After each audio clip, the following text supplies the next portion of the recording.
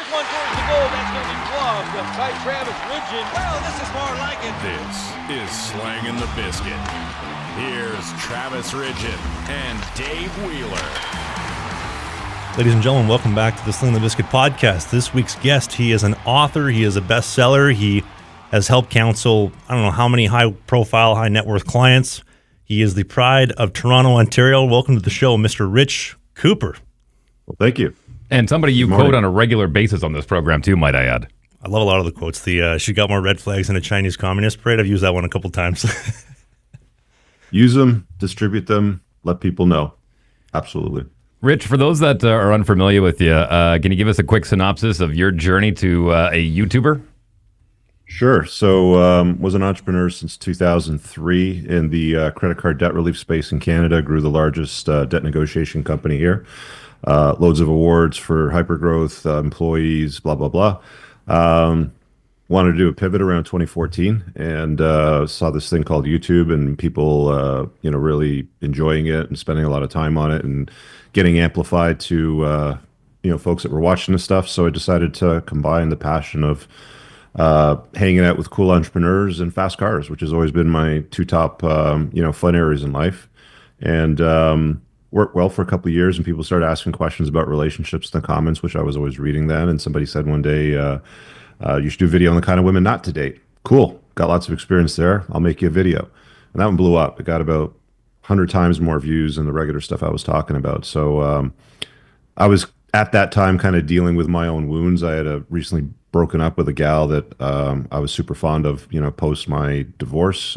She was a bad choice, but kind of went down the rabbit hole of reading like every Evo Psych book I could find, every Evo Psych study, every dating coach that was out there talking about this sort of stuff to sort of like make my wounds my work. And here I am today, maybe 2,000 videos later, sort of, helping guys in all areas of their life. But the main focus seems to be stuck on women for some reason. And that's an area that guys never seem to fix. What's the common thread that you find? And I'm curious to know if you can draw any parallels from people that were in debt into where they are with relationships.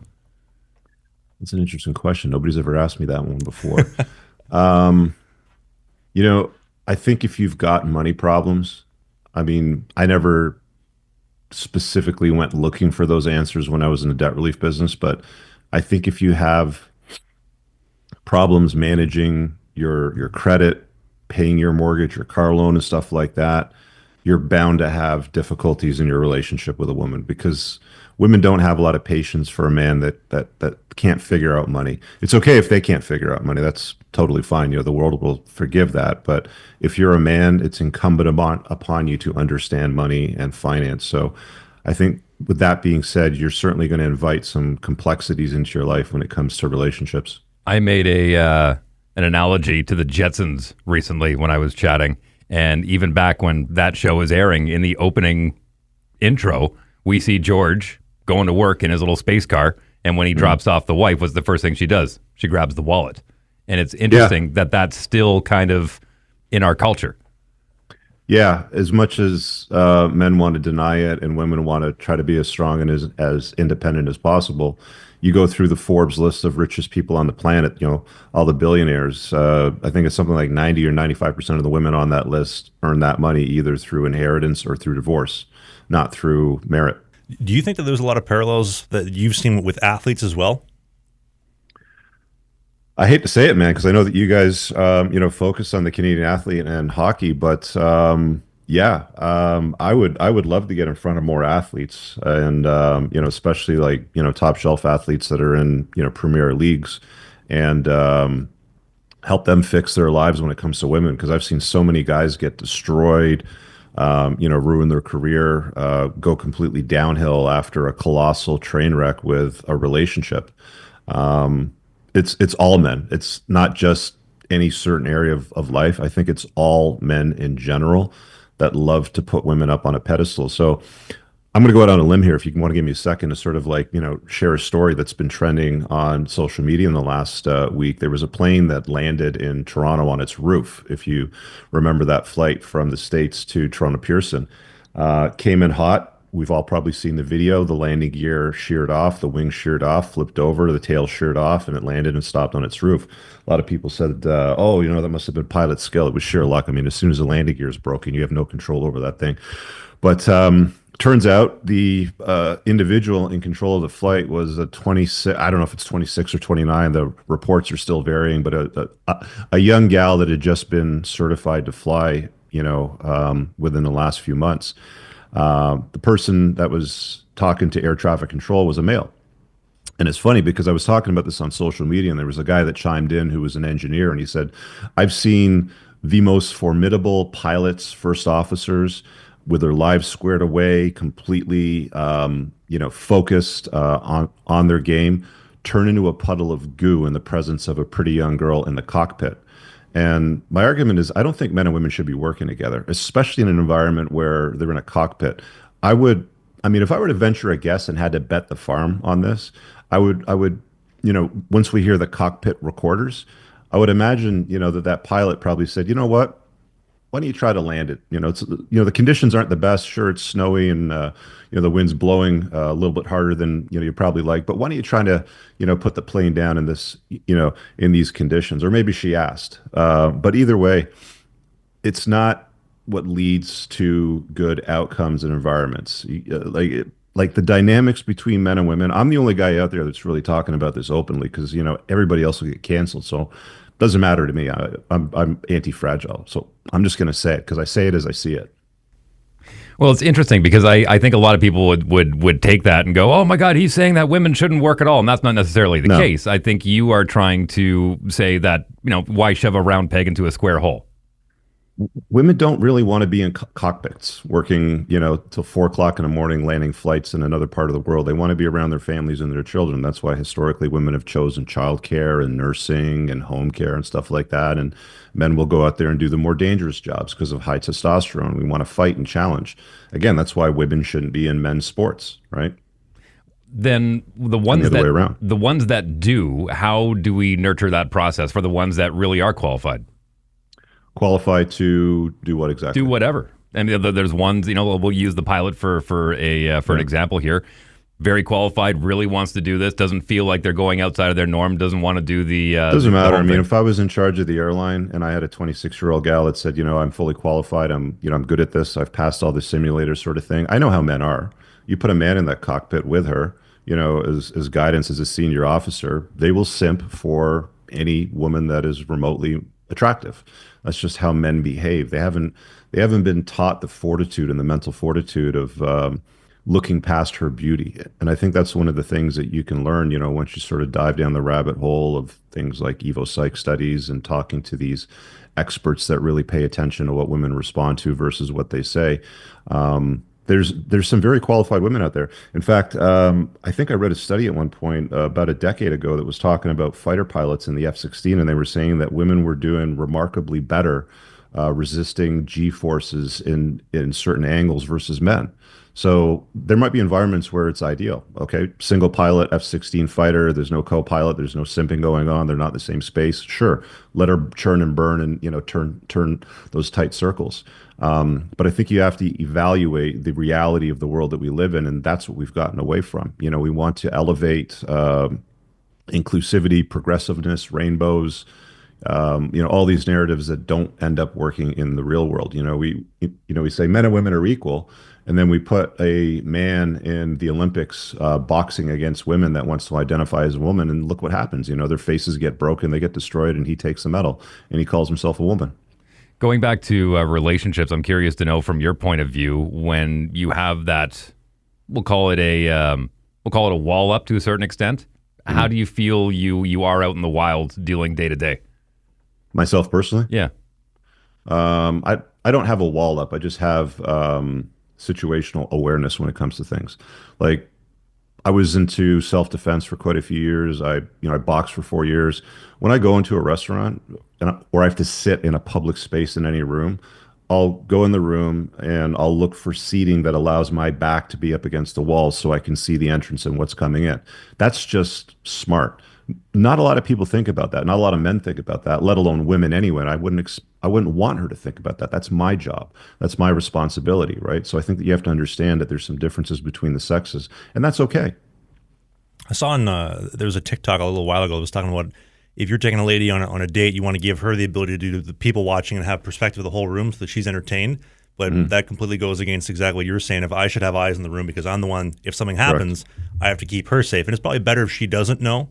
Yeah, I was going to say, I think that women want the entertainment. Like there was a guy a few decades ago that was talking about the shift since cameras got introduced into cell phones and into public spaces, and how women like the attention of the cameras. You know, it's been said that when men use cell phones or social media, they take pictures of cars, the Grand Canyon, and aircraft sort of thing, and women are more about like the selfie. Right.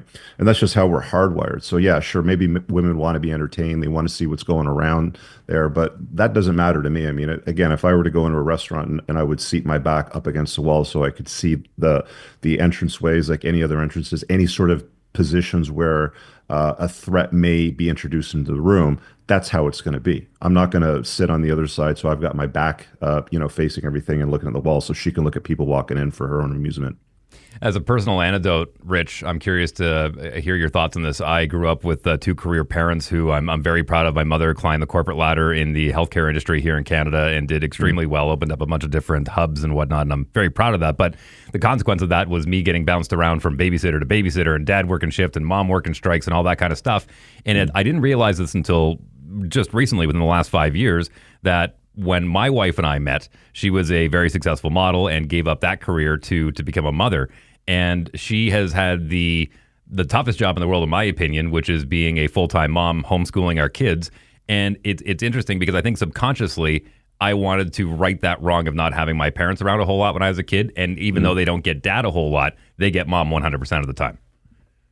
Yeah, it's interesting that you said the toughest job in the world, because is being a mom really the toughest job in the world? There's a you haven't met my kids, Rich.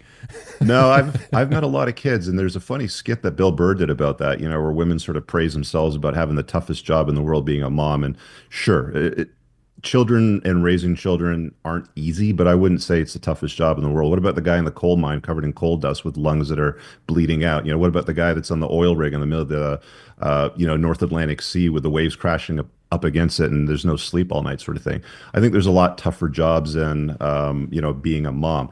That being said, I think that what you're talking about there is incredibly important. We shouldn't discount the importance of women being in the household raising kids. In fact, what I've argued is I think the first 3 to 5 years of a child's life it's exceptionally important for the mother to be around, to be there to nurture and all that sort of stuff.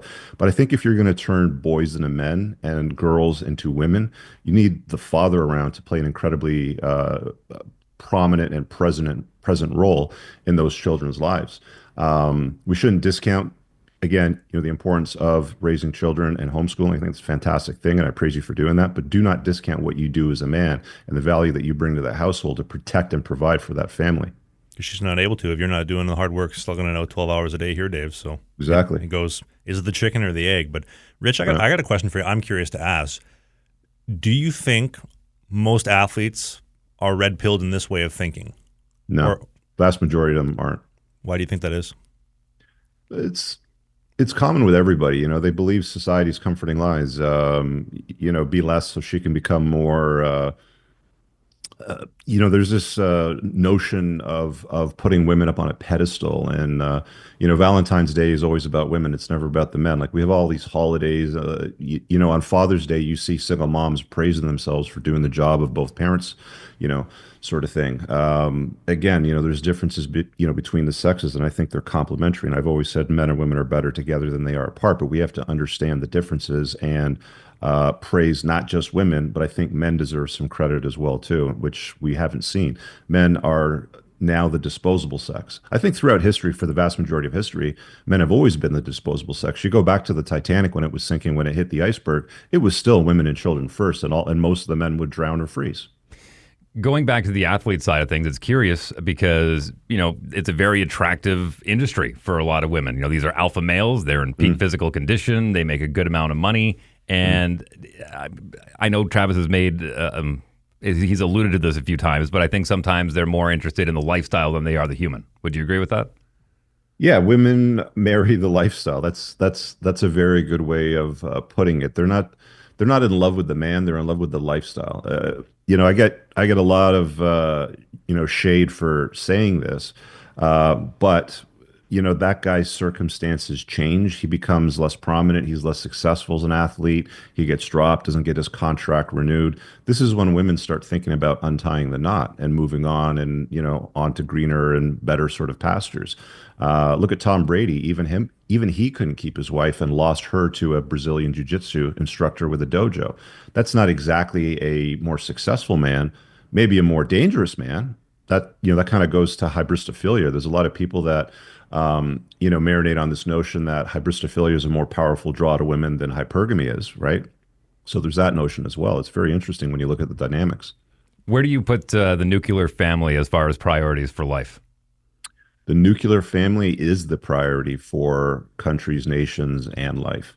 The problem is that the nuclear family used to have men at the head of the household. You would have responsibility to your family along with authority, but today men still have responsibility to the family without authority. You see what happens if your wife wants to divorce you and move on to other pastors, and you'll quickly learn that family law is completely written to protect for the women at the man's expense. And there's a lot of men that go through the divorce machine that end up total colossal train wreck on the other side of things. I mean, one of the data points that isn't talked about a lot is that the suicide rate for men is something like 8 to 10 times higher for men going through divorce than it is for women. And it's not because men are pussies or they're weak or they don't have a strong backbone. It's just that's how difficult it is for men to navigate those slippery slopes, and they don't prepare for it. They really don't know what they're up against. Women have a lot more of a support system. And again, all the laws are written in their favor. And unfortunately, a lot of the laws are written to encourage her to behave very badly if she's untying the knot. We got a divorce lawyer coming on, like a high net worth divorce lawyer coming on for next week, but he had a really interesting stat that I think you'd like, Rich. He said that in all the clients that he deals with, a lot of them being athletes, of the athletes that retire, 70% of them are divorced within 365 days of retirement. And 70% are divorced, period, with half of them coming in the first 365 days, obviously all being initiated by the woman, which is interesting because, as you mentioned, they marry the lifestyle, they're used to it, and you go from this man who's in this pursuit of excellence, morning skate at 10, we're traveling, we're flying, we're in Boston, we're in New York, top status you can get, you're making millions of dollars to, and a friend of Dave and I's, where he just retired, now he's going to more of the stay-at-home dad route where he's, picking up the kids, doing pickups and drop-offs, and now she's saying, you know what, this isn't the man that I married. Yeah, I mean, there's a shift in your status when you retire as a top shelf athlete. Like anything where you're top of the game, you're in front of eyeballs, men want to be you, women want to be with you. You're winning Super Bowls and Stanley Cups and that sort of stuff. Yeah, there's no doubt that women find that very attractive. So, when your life pivots from that to invisibility almost, where you're not as significant, it's no surprise that women will tap into their hypergamous nature and start looking around and saying, huh. And, the other thing too is that they're often protected by that point. Like if they've been a stay-at-home mom raising the kids, he's been out playing games, traveling to different cities, with the team sort of thing. And that's gone on for 10, 15 years. She's got half of his stuff. Like there's no argument. Like even with a prenup, she's got half of his stuff. Right, because prenups have no value after that amount of time has passed, and she's put off a career to be a caregiver, a homemaker, a stay-at-home mom, a homeschooler. So there's no downside to her. It's all upside. It's like, I talked about this in my book where I was sitting at a Starbucks and I was writing a chapter, and I heard these two gals. They were in their, I don't know, late 30s, early 40s, and one of them was like frustrated with their marriage, and her friend basically said to her, you can have all of everything you have right now, the Range Rover, the life, the house, and everything, and half his shit, and not have to put up with this dumb ass if you divorce him. And it's like, these are the conversations that women have behind the scenes when men aren't in the room that they know. I mean, they're happy to let me listen to it in a coffee shop for some reason, but that's just the way things are, right? Like, that's female nature. What do you think a lot of these athletes get wrong? Because when I think of, let's say like a Connor McDavid, who, he was introduced to his wife through a guy that he's playing with the Oilers, and my brain goes to like, okay, why do you know each other? Now you're setting this up, and all the other NHL guys that do kind of similar setups, but like what are they missing when it comes to women? Because you would think that a McDavid or a Matthews, where they're making 10, 12, 15 million a year, they have all the status in the world. They can get any female they want, but they still make these decisions where they end up with this woman that's like Tom Brady taking them to the cleaners. They just don't understand women. They're told they're sugar and spice and all things nice and just do what they say and yes dear and happy wife, happy life and blah blah blah and all the societal narratives that they've been told their entire life. So when they stop that path of the pursuit of excellence in their chosen sport, they're around the house more. There's more proximity, there's more familiarity, there's more exclusivity that's known. I've always said the three drivers that tend to tick down to the end of the relationship, or the clock that ticks down to the end of the relationship, is proximity, familiarity, and exclusivity. And guess what happens when you're not traveling around with the team anymore? And you've retired from your sport, you're in the house a lot more. She's very familiar with your schedule. She's very sure that you're not sleeping with other girls. She has you exactly where she thinks she wants you, but what she doesn't understand is that is actually more of a turnoff to her. It's surprising that more guys don't get divorced after retirement. I was thinking about Wayne Gretzky and Paulina Poroskova, the other day. She was a beautiful Playboy model. They're still together. I happen to know a baseball player very well. He's a good friend of mine, MLB guy, who also married a Playboy model, and he's expressed to me, personally, how difficult it's been for him at times post-retirement. If you're loving the episodes and the interviews so far, I am. One of the downsides of doing an independent show where no questions, no stones are unturned is sponsorships. And if you want to help us keep the lights on to keep more interviews like this coming, you can sign up to be a YouTube channel's member or a Patreon member. It's $5. You get every single interview we have in this series, Patreon perks, exclusive merch, free merch, and more. And the whole list of interviews, you can wait throughout the entire summer or get them all now. And the list goes: Chris Mason, Matt Murray, Jamie McLennan, Dale Weiss, Jamie Phillips, Jordan Schmaltz, Matt Hackett, best-selling author Rich Cooper, professional divorce lawyer for professional athletes Ido Walney, Brent Sopel, Bill Ranford, Navy SEAL T.C. Cummings, my friend Matt Murray, my former teammates Justin Schmidt, Trevor Babin, and more. $5, you get every single episode, perks, and more. What are you waiting for? And Trav's mom's phone number. So $5 well spent. You got to sign up for the top tier for that. The nap story you tell is fantastic. What are you doing? I'm having a nap. Everything you have here is because of what I've done. I'm going to take a nap if I want. Yeah, it's time for a nap. So, look, it's okay to look a woman in the eyes and just say no to her. It's a complete sentence. It doesn't need an explanation. It can be said with firmness, and you can turn around and walk the other way and just carry on with your day and just let her know that's how it is. Do you think that unfamiliarity of, even whether you are or you're not, I don't know what he's doing, I don't know where he is he with somebody, is he not? It's kind of like the female working towards a goal of like, I'm trying to lock him down, get that exclusivity, right, that familiarity. And when you give her something to work towards, you keep her in a better frame to, I guess, follow your lead, as opposed to if she has everything she wants, there's nothing else to work for. So leave her with the problems she has. Don't give her new ones. Yeah. It's completely counterintuitive to what guys have been told, right? Most guys, not even knowing that they're doing it before they get into a committed type of relationship or a marriage or just dating, and their schedule is filled with playing hockey with the boys one night, cards with the boys once a month, maybe part of the bowling team, going to the gym, going to the dojo. And then he sees his girl, from time to time until she starts asking for more of a commitment. Where are we? Where is this going? I'd like to get married, sort of thing. And as a guy, we're people pleasers. We've been told to make her happy wife, happy life, right? So we start nodding our head along the way and saying yes, yes, yes, and we give her everything that she wants. And, I talked about this in my book. There's this process called betatization through 1,000 concessions. It's not a question of whether or not a man will go through it. It's to what extent. To what extent will he stamp yes to everything that she wants to say and do? That generally doesn't work out for them. And women are complicit in the deterioration of their own relationship, unknowingly playing a significant role in it, if I can put it that way. There's been a cultural shift that is being noticed in professional sports, where back in the 60s, 70s, 80s, 90s, even early 2000s, the big concern of a lot of coaches and managers was hopefully the guys don't stay out too late at the bar. And that's now shifted to, I hope the guys don't stay up too late playing Fortnite in their hotel room. Now, you mentioned that you wanted to work with athletes more. I'm curious to know at what point in their career would it be a cautionary tale when they first come into the league, or would it be closer to the end of their career where they're making that transition? The sooner men understand women and what drives them, the better off they're going to be in their entire life. There's no line in the sand, like it has to be known by here, then, or the other thing. Like if it was me writing the school curriculum as a government official, I would introduce this into high school. In what way? Well, boys and girls go through sex ed, right? As an example. I think there should be sexual marketplace education where girls are taught the merits of becoming a wife and a mother, and men are taught the merits of becoming a man and leading the household and what's required of that, and clarifying the differences between what the sexes need to hear and understand and subscribe to.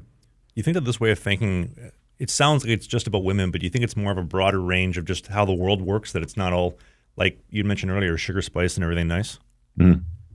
Yeah, that's just how things are. Like the vast majority of the things that we do today in relationships generally don't work, right? And it's because we lie to women, and we mostly lie to women because we want to sleep with them, right? And we tell them what they want to hear instead of what they need to hear. I think if you go back 100 years, fathers were the gatekeepers of their daughters' lives as they grew into adulthood, and older brothers to some extent as well, probably too. And that's changed dramatically over the years. Something like 43% of households today are single-parent household, which means single mothers. Women get 80% of the custody orders in divorce, so they're spending more time with the children if they untie the knot. So the vast majority of kids today are being raised by moms, and the state is now the head of the household, no longer the man. The man has responsibility to the household to pay for stuff even if they get divorced, but he does not have the authority that he used to have in the household. And that's changed the dynamic of the way that women operate. And because men are generally softer than what they were decades ago, they just nod their head and they do what women say, and they just they just placate their whims. Again, like men are afraid to tell women the truth today, right? We just lie to them. Not me, but most men out there will lie to them and tell them what they want to hear because they want to sleep with them. Well, as George Costanza once said, lying can be a very effective dating tool. Yes, sure. Certainly is. Rich, what do you make of, I've never heard anybody talk about this outside of us, but I'm sure you got a take on it. What do you make of, let's say, NHL wives, for example, taking their status as being the wife of an NHL hockey player and then turning that into a TikTok brand of, hey, here's a day in life. There's one gal for, she's married to one of the Winnipeg Jets, and I find it interesting. Her TikToks come up on my For You page every now and then, and it's a day in life where she gets up at 10 a.m., goes for a coffee, reads a book, goes home, goes for lunch with her girlfriend, comes out, do a Pilates class, go to the game. She has kids. No kids. No kids. Why doesn't she have kids? Why is she busy soliciting the attention of the world on her TikTok when she should be raising children?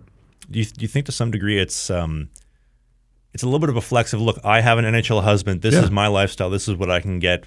Please, I'm a hockey wife. Yeah. Yeah. And it's like, like I said earlier, like women use social media to get attention.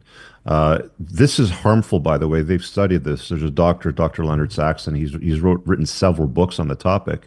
And boys use social media usually to compete or to showcase their car, or their flight on an aircraft or something like that. Women will use social media to get attention. That's why they look for likes, and that's why they look for comments. And they figured out the more salacious their posts are, the more skin they show, the more sexy they are, the greater the amount of likes that we have. That's why we have the rise of OnlyFans today, because it's like, you can get completely naked, then you can monetize your social media on a private platform for $9.99 a month. I mean, look at it this way. The most successful OnlyFans creator last year, I think it was $43 million she earned, which was more than the entire NBA payroll. Just let that sink in, right? Like, that's the amount of money that simps are willing to send to a gal that they have no chance with, that they think that they have a chance with. And then you've got these professional athletes collectively for the entire league making less than what this gal makes, sort of thing. So, I mean, one of the things that I advise men to do when they get into a committed relationship is manage her public exposure.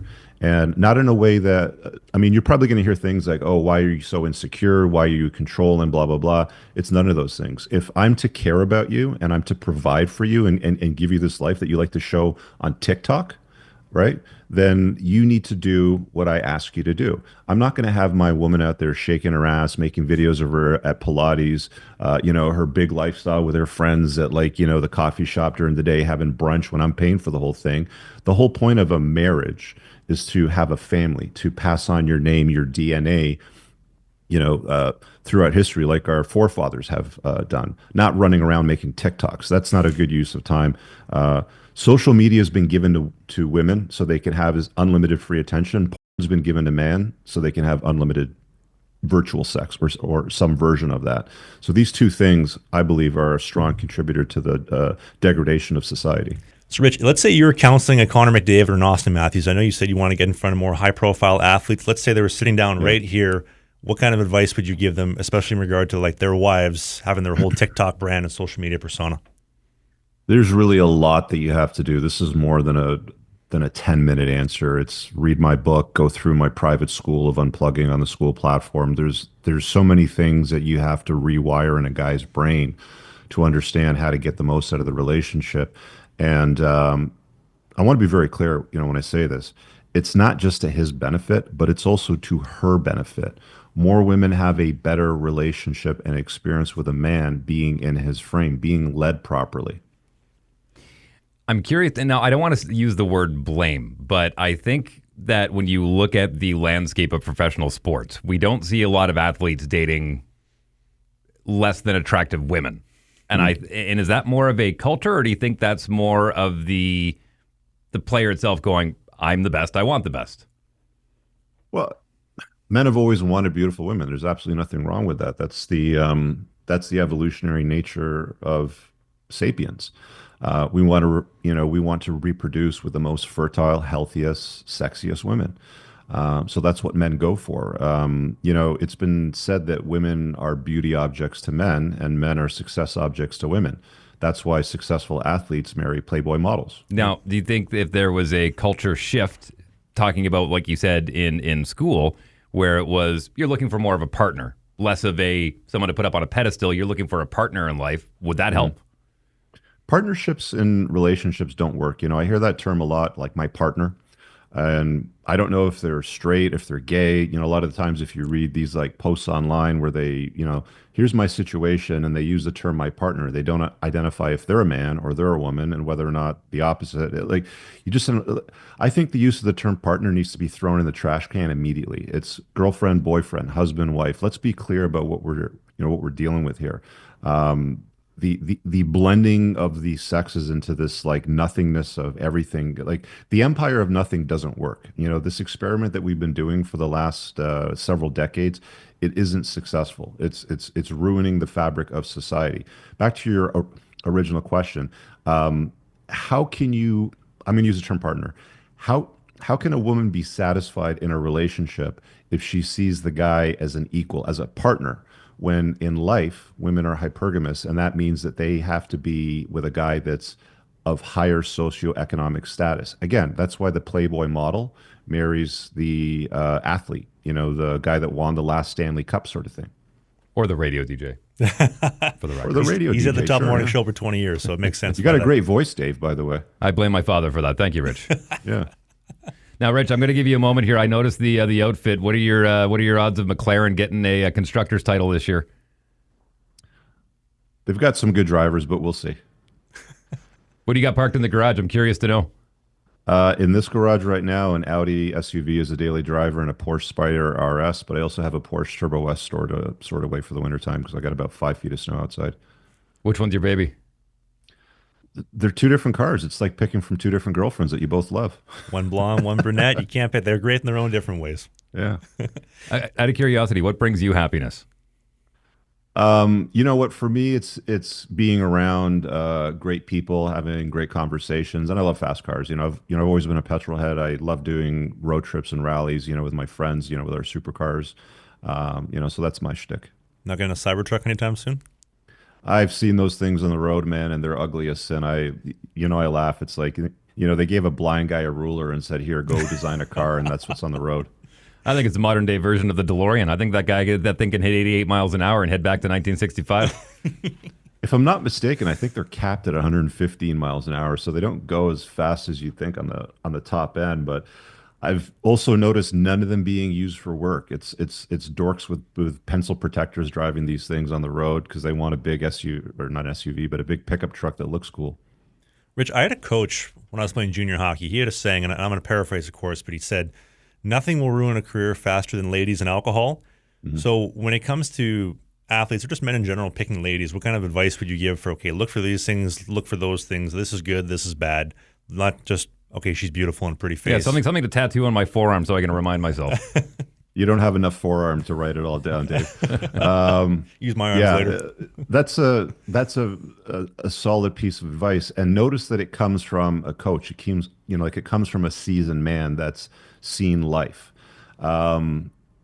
There's a lot to expand on when it comes to women ruining a guy's life, including alcohol. But I don't think it's her fault. I think it's his fault for not setting the tone, for not leading the relationship, for not being able to say no, for not understanding what women respond to properly.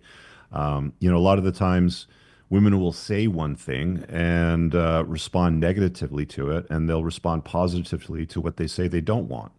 Right. So it's like, I think that if athletes got their head around I would be more than happy to be the official, guy for professional athletes that could square them away and set them straight with women so they don't screw up their lives.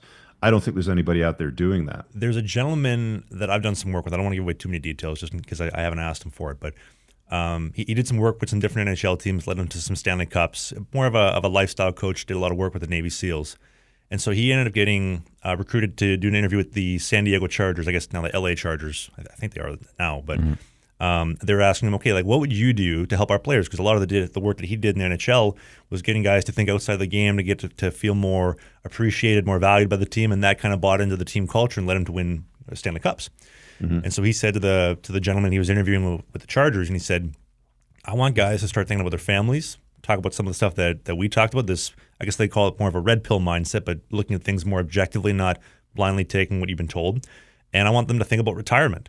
And the GM stopped in there and said, whoa, if we empower these guys, they're going to think that they have more power than us. We can't have that. We want to give them a little bit of power so they perform, but not too much. What do you think of that? Yeah, I think that's the dynamic that you see between leadership and the the foot soldiers, because that's basically what the athletes are. The leadership of the team, they have the rah-rah in the locker room. They they tell them what they're up against. They they big them up and they tell them to get out there and get it done. And then the foot soldiers are expected to get out there and execute and do the work, and that's totally fine. Because I think that young men should seek the counsel and the advice of older, more seasoned, successful men that understand how the world works, that have their best interests at heart. That's the other thing that's incredibly important too. I mean, if you lead a sports team, you're the head coach, whatever, you have the best interests of that team and the season at heart. So you're going to tell them exactly what works and what doesn't work if you're good at your job. Going back to Formula One and more of an individual sport when you're in that cockpit and you're racing, to compare it to a football team where you've got 80 guys on a team, do you think there's a difference as far as the mindset when it comes to a team event? Yeah, well, I mean, if you watch, I think it's Drive to Survive on Netflix, you really start to notice that Formula One isn't a single-player sport. It's certainly a team sport, but at the end of the day, when the game's being played, it's more or less a single-player sport. I mean, sure, you got to rely on the pits and the guys on the radios to monitor the, all the details of the vehicle as it's being driven. But yeah, it is a really big difference. And I think that's one of the reasons why I've always gravitated towards individual sports like racing. I was in shifter kart racing for a while when I was younger, and I've always just kind of loved doing anything fast on something that I can compete against other guys with on a one-on-one basis. I don't love the idea of team sports just because you have to rely on other people, and it's just part of me that I don't really like. But that's an interesting observation that you made there. Do you think it's more of a hive mind when it comes to these big hockey teams? You get a lot of cliques going around in the locker room, and I mean that can influence a lot of decisions too, based on relationships, decisions about alcohol, drugs, all these different things.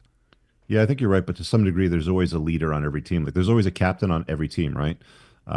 So like you'll need your Michael Jordan, you'll need your Wayne Gretzky's of the world, your Tom Brady's of the world to sort of like lead the team too when they're on the pitch. Are you familiar with the JT Miller, Elias Peterson issue they had with the Vancouver Canucks this year, Rich? No, go ahead. So I guess the best way to describe it, so JT Miller, best player in the team, he's been notorious for being very hard on his teammates. And so he came out in the media recently, and I'm going to paraphrase, of course, because I know Dave wants me to, but Miller basically came out to Peterson, who was one of their top picks, good player, a lot of potential, but not quite reached it yet, and said essentially, you are sexually into men, if I could paraphrase it nicely, with maybe a little bit more harshness to it. And he didn't like it, and they kind of would go back and forth in a little bit of a tiff in the locker room. They'd ask Miller questions. How do you feel about it? I'm not talking about this guy. I want nothing to do with this. And so they recently traded Miller for what we described as probably the fleece of the year. They traded him for like a 7th-round pick and Philip Cheadle, one of the defensemen for the Rangers.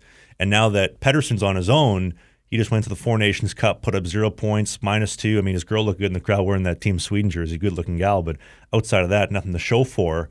I'm curious what you think of that type of leadership, with them trading out the guy who's holding everybody accountable and has that expectation. Yeah, I think that's placating to the masses, isn't it? Like, because I mean, a good coach or a good leader would just, I mean, can I swear on this podcast? Go for it. We can censor it, yeah. He'd basically say, just shut the up and do what I tell you to do. Well, and I get it. And I think there's a fallacy in a lot of people who watch professional organized sports thinking, oh, all these guys must be best friends. And, you go into any office and there's people who work together on a daily basis. Doesn't mean they're hanging out together after. I mean, there's different personalities. There's different roles to be played on that team. And sometimes there's bullying that happens. And there's people that need to step in and kind of, like you said, make sure that there's an organization and there's a hierarchy inside of that locker room. That's the reason why hierarchies exist in the military. You think to some degree, and this is just what I've noticed, but hockey's changed so much the last 10 to 20 years, where I heard Brent Sopel, who we have as a guest coming on shortly, he talked about how hockey was built on respect, right? Like with these Michigan moves and how fancy these guys are getting. If you tried that 20 years, it was disrespectful to the vets. And so you get a cross-check to the teeth and you be told how people feel. And we told a story recently about with Sean Avery when he was a rookie with the Red Wings in their cup run of 2002. I guess he saw Joe Sakic, one of the greatest players of all time, walk in, didn't like his suit. They come for a face-off, and he goes to lean over to tell Sakic, hey, your suit sucks and you got bad style. Brett Hull, one of the greatest Americans of all time, grabs his jersey and says, hey, you don't talk to Mr. Sakic that way because it was built on respect.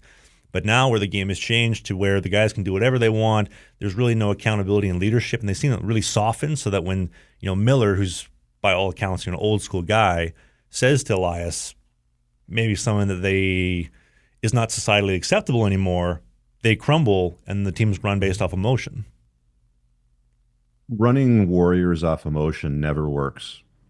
You go through military history, combat history, because that's all sports athletes are. Is they're fighting a war on a ice rink, on a football pitch, on a Formula One track.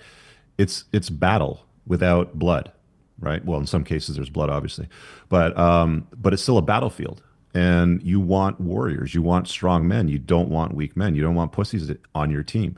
You want men that are competent, capable, resourceful. The juniors follow the seniors. So anything that's going to soften the team is never going to be successful.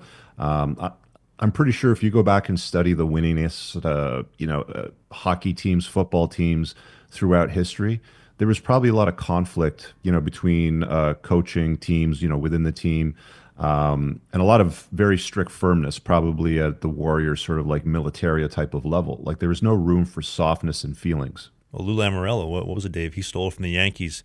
There's only sideburns to a certain length. There's no beards. Facial hair only goes so long. This is how the Yankees just pulled that rule, actually. They just yanked it? Yeah, they just yanked it. You're allowed to keep a beard now. Wow. Yeah. Rich, what do you make of that? That's changing of the guard there. Well, I mean, to some degree, beards were always along with warriors. If you understand men and masculinity, one of the things they've discovered is that the point of the beard, so they believe, is to protect the jaw from getting broken because it provides a little bit of a buffer, right? So I would say beards are probably the way of the warrior. So that might be something that team coaches and leaders might want to contemplate rather than having everybody clean shaven, looking all feminine. Wanted to shift gears back to an initial topic that we talked about, and I'll quote a friend of mine who is a school teacher who said, remember when we were kids and you had an assignment saying, hey, I want you to draw a picture of what you want to be when you grow up, and it was policeman, firefighter, all these classic jobs, doctor, whatever it may be. And he said 80% of his students now draw YouTube. And I'm curious to know from a guy who's in a position and done very, very well on YouTube. Do you think it's been a detriment to society, the amount of content that we're allowing children to be exposed to?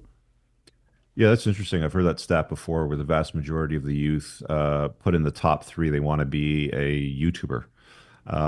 They don't understand what's involved. There's a lot of work involved. The vast majority of people that start channels fail. The vast majority that don't fail pack it in within a few years.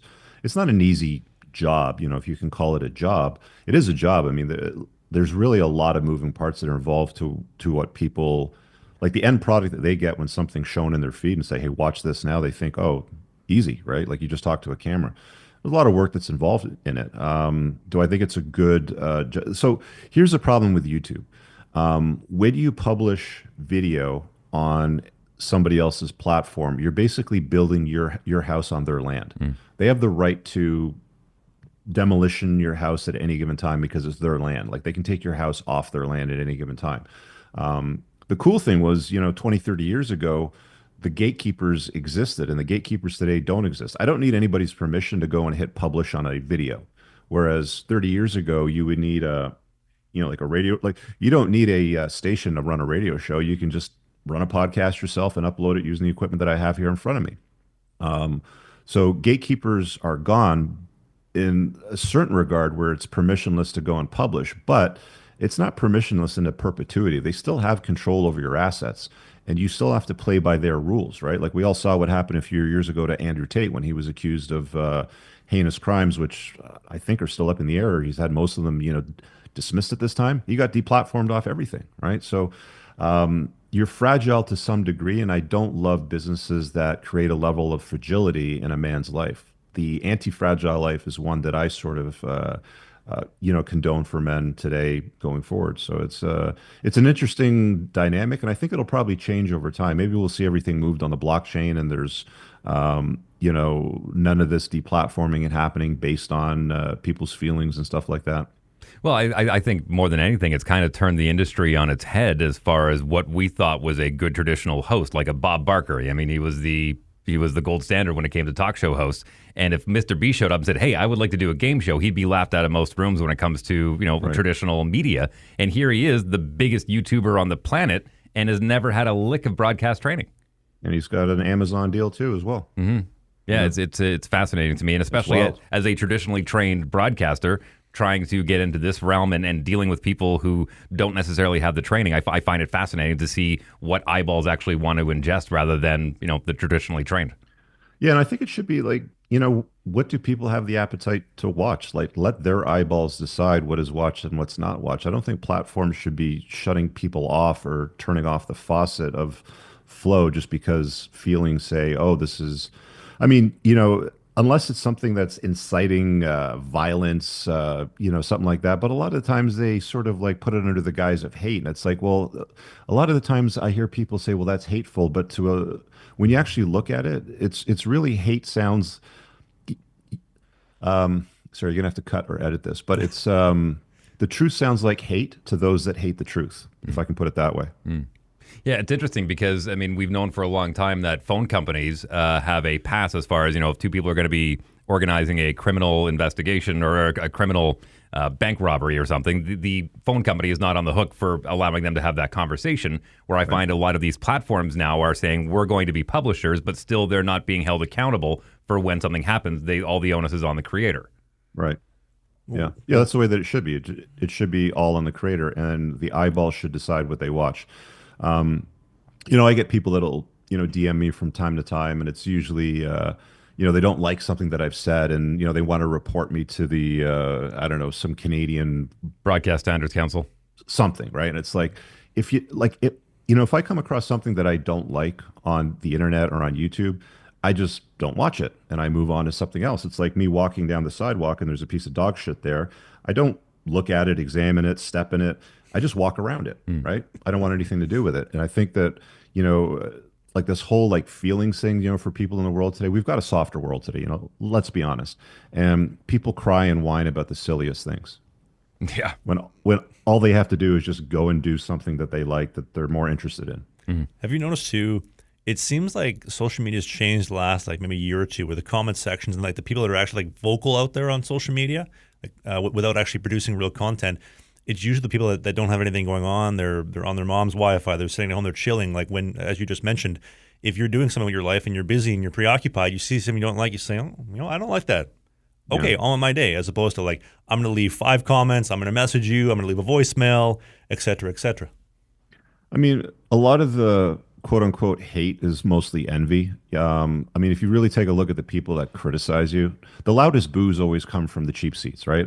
It's like world-class athletes might be on the hockey rink playing a game, competing against other world-class athletes, and there's somebody in the top level that paid $26 to sit there, that's obese, working a dead-end job, not making a lot of money with crap credit, yelling at you, telling you that you're doing your job wrong, right? It's like, again, most of it comes from a place of envy. Dave and I were at a Jets game maybe a month ago, Dave. Yep. And we were sitting like right to the back, like 3 rows in the back. And there's that exact guy that you mentioned. He must have been about 400 pounds, sitting row behind us, yelling at Logan Stanley, who's making $5 million a year. We need to trade you. You stink. And he went all 3 periods. But of course, it's that guy that's telling him, we got to trade Logan Stanley. Yeah, Stanley goes home to a beautiful woman, has sex with her, and he's going home to a box of tissues and hand lotion. Cold can of Chef Boyardee. Rich, if we could wheel you, let's say, like in the Vancouver Canucks locker room, where they've had these issues and this turmoil and seems to be a little bit soft, and they gave you the floor in the room, what would you say? Give me 3 hours a week with those guys, and they'll be weapons. They'll be the best warriors on the ice and completely focused. There'll be no distractions from women whatsoever. I'd have them squared away fast. What would you say if we sat you down with the GM and you told them this and say, okay, we like that, but what are we going to do with the media backlash when they find out that this is what we're embracing? Well, they got to be prepared to just look the other way. Like, who cares about the critics? You want a Stanley Cup, or do you want what's that nerd in Edmonton criticizing you every single week, asking why you're pissy? Are you winning games? Are you bringing home championships? Again, the loudest boos always come from the cheap seats. Let them criticize you for your policies. Let them do whatever they want. But if you're putting eyeballs on the game and winning games, nothing else matters. That's the way that war used to be. It was at any cost necessary. That's how you win the game. So, when you hear, what I love about MMA now is you see a lot of these fighters and they'll give them the microphone and they'll sit there and they'll overtly make convictions about things that they believe true, and they don't care what the media says. I mean, you saw that when Sean Strickland came to Toronto and was criticizing Trudeau and the transgender policy and all that sort of stuff. Let them say what they want to say. Very simple. If you don't like it, turn it off. Don't watch it. You think there's some correlation to it with? I've noticed in the media, and especially with creating, people that are more built, they look more physically intimidating, they eat well, they train, they take care of themselves. There's usually some type of association with those people think more like this, as opposed to the softer, spare tire shaped people, a lot more complaining, a lot more booze from row. Yeah. You know what I mean? Yeah, there's a lot of scientific data, behind that. Like, more successful, high testosterone warriors are always less agreeable. They don't care what other people think. They just do what they know needs to be done, and they'll do it while they're being booed along the way, sort of thing. That's just the way that it is. There was an interesting, study that they did with, since we talked about it earlier, Porsche, where they gave guys a Toyota Camry and they drove that for 20 minutes and they were measuring their testosterone and their blood serum. Then they put them in a Porsche for 20 minutes and their testosterone level spikes, right? So being successful, winning, competing, doing interesting things, being at a top level is going to raise your drive, your testosterone, your ability to sort of like push through adversarial type of conditions. And some people won't like that. I mean, you hear this term today, toxic masculinity. Oh, he's toxically masculine. Sure. But when you need the firefighter to haul some bodies out of a burning building, a toxically masculine man works very, very well. I remember when there was the fires in California, there was a video that somebody forwarded over to me, and there was a female firefighter that could barely pick up a 70-pound dog to carry it away from the flames. And it's like, that's not what you want in an environment like that. I want the woman in the daycare center looking after children. I don't want her fighting fires, barely unable to pick up a 70-pound dog to remove it from a dangerous type of situation that it's scared about. I want a big, strong man handling stuff like that. And that should be okay. I don't know why we got away from that, in the name of inclusivity and equity and all that sort of stuff. It's just not working. In hockey too, fighters and enforcers, you want the big, tough 240-pound Ryan Reeves, Derek the Boogeyman Boogaard, the Curtis McDermotts, right? Yeah. Well, it's interesting. A lot of those guys who end up, we end up losing them sooner than later because of a lot of that mental stress that they go through being that quote unquote goon. Yeah. The world needs goons. Before we let you go, Rich, I'm curious to know, are you working on anything new? What's driving you these days? Just creating more content. I'm in the editing stages of a follow-up book to my first book, The Unplugged Alpha. I've got a great community as well. Which, Amazing book, by the way. I've read it like 10 different times. Yeah, and the community's got like all of the stuff that I would spell out to guys to follow with things like, hey, you want to vet a woman for a wife or mother sock, whatever you want to call it. You want to learn how to make life-changing money, improve your health, all that sort of stuff. I put all that in a well-organized sort of program. So you can find all of that on my website at richcooper.ca. Rich, are you familiar with the Trevor Bauer situation? This is the last one I got for you for the day. No, fill me in. Trevor Bauer. Oh, he was that baseball player that had to go to Japan. That's right. Yeah, so to paint the picture, he was a Cy Young winner, greatest pitcher in the league. I think it would have been 2019, 2020-ish. Yeah, that's unfortunate. I think with the Cleveland Indians, now the Cleveland baseball club, whatever they're called, Guardians, I think. Mm-hmm. And then signs the biggest ticket in Major League history, 100-something schmillion with the Dodgers over 3 years, off to a hot start, finds that one lady, and she makes those false claims against him, sandbagged his career, terminated his contract. He's out all these millions of dollars. He had to go to Japan for a year, Mexico for a year. They finally debunked everything. Everything was released. He's got a great YouTube video talking about it. And he just put out, because he hasn't played for 3 years, nobody will touch him. He said, I'll play for one penny with just in bonuses for performance. I want to play, but nobody will give him a shake. What are your thoughts on that? How many more great men are going to be destroyed by lying women? We need to go back to a position where we put the evidence on trial, and then we make a decision in the court based on the evidence that's been presented. The court of public opinion and the whole believe all women narrative has destroyed a lot of men. Here's an interesting stat. So I was talking to a police officer, 20 years in the force, and his specialty was grape. You can translate that word. He discovered during the course of his career that about 85% of grape accusations that he had to investigate were false. And they were false because these women were either in a relationship or married, and they went to the police station to report grape so that they could get out of any sort of problems in their relationship or not be looked upon as promiscuous or awful women. So they would cover it up with a false grape accusation. Or it's because they were single and they had regret the next day. They had buyer's remorse, if you can put it that way. But I mean, like, all of these data points don't matter. The mainstream media doesn't talk about them. It's sweep it under the rug. Let's forget about it. Let's believe all women, regardless of what they say. And it's like, really? I think that there was a point in time where we actually had the courts decide what was bad and good. And I think getting back to that, especially in a example like Trevor Bauer, would solve a lot of these problems, right? But instead, it's like, send the guy off. You're not allowed to play because we have an accusation from a woman with no evidence. Let's see the evidence. Like, let's put the trial out there to deal with it, before you fire this guy and ruin his career. Well, listen, the weapons of mass destruction these days seem to be accusations and cell phones. Sexual allegations are by far, like, that's what they use with athletes, high profile people, politicians. Routinely, they'll use sexual misconduct. And, as I said earlier, it seems like the vast majority of them are false and used to manipulate a outcome or move things into a direction that I don't know who they are, but they want things to go. Are you familiar with Jacob Nix, Dave? No. So he was one of the relief pitchers for the Pittsburgh Pirates. And so I remember the only reason they ended up debunking all this was so he sent Lindsay, whatever her name was, $50,000 on the condition, here's 50 G's, go to Bauer's house and bury him. And he was very outspoken. I remember when they were playing the Blue Jays in the before the World Series, they had told him, stop flying your drone around Rogers Center. He's like, okay, yeah, sure. And he'd fly his drone. He's like, look, I got a little sweet video. And then he buzzed his finger off. Like, he was very kind of went to the beat of his own drum. But so he ended up sending her this $50,000. She did it. And the only reason they were able to really debunk it was she was taking videos the next morning. Bauer was asleep. She's taking selfies with the caption, got him, 50 or whatever, made my 50,000 and he's in real trouble now. Again, I don't know who released those videos, but whoever did, absolute savior, because who knows what would have happened for him if that wasn't out there. You have to be absolutely careful and very methodical running your life as a top shelf man, especially a public figure, because that's how they get you, through beautiful young women. Rich, it's been a pleasure, man. Very, very enlightening. I wish you all the best of luck and have fun once the snow melts and getting out on those beautiful vehicles of yours. And we look forward to the new project. All the information as far as your book and the links and the YouTube page will be down in the podcast description. Rich, it was a pleasure. Enjoy Toronto, and we'll talk to you hopefully soon. Thanks for having me, gentlemen.